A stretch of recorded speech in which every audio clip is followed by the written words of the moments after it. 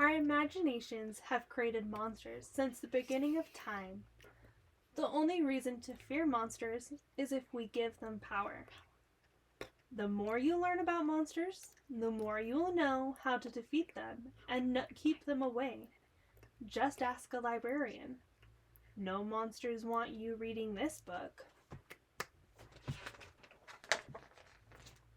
The first place kids expect to find a monster is in the closet. The second place is under the bed. These are common mistakes.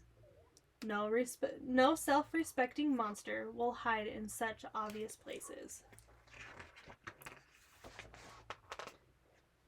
If you happen to find a monster in the closet or under your bed, it will be a very pathetic monster.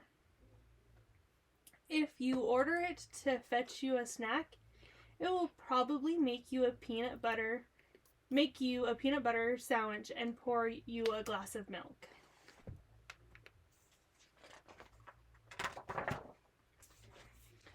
Certain fierce monsters have learned that frightened kids will sometimes sneak into bed with their parents.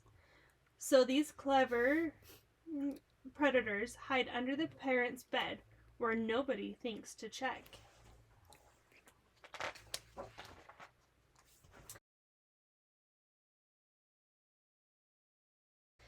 Usually monsters leave kids alone when they are in their own beds, making your bed a fairly safe place. Monsters like dirt and grime. If a monster could just between two kids, it would usually eat the filthy one.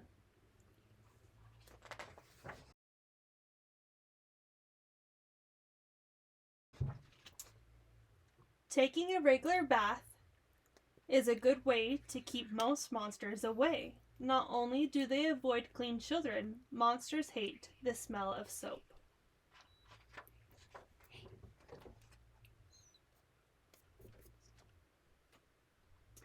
Foul breath is like a perfume to a monster.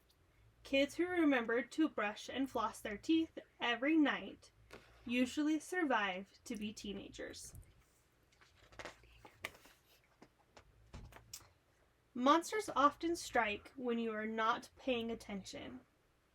They use television, and video games as bait because kids are sitting still for a long time, staring in one direction. The more time you spend in front of the television is the greater your chances of becoming a monster snack.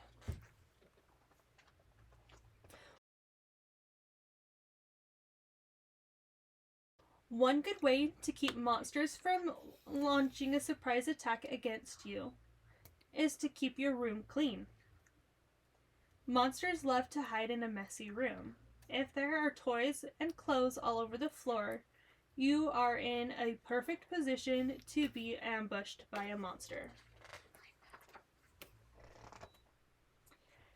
Be careful whenever you see something that looks terribly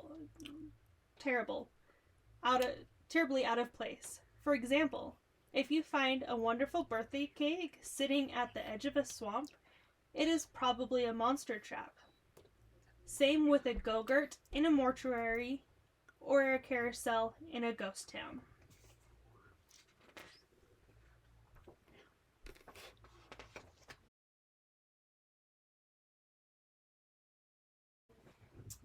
Some kids are afraid of clowns. This is a natural instinct because a lot of monsters look just like clowns. How can you tell a good clown from a bad clown? Environment. If you see a clown at a circus or a party, you are probably safe. But if you meet a clown out in the woods, run for your life.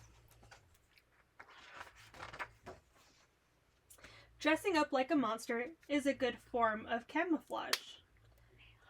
Monsters solemn brothers of other monsters.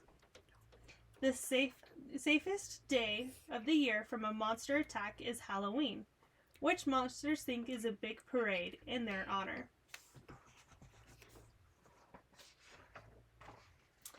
Sometimes imagining an endless variety of monsters can be stressful, but your imagination is powerful enough that you can also imagine ways to outsmart and defeat them. Be smart, stay strong, and you'll never need to worry about monsters again.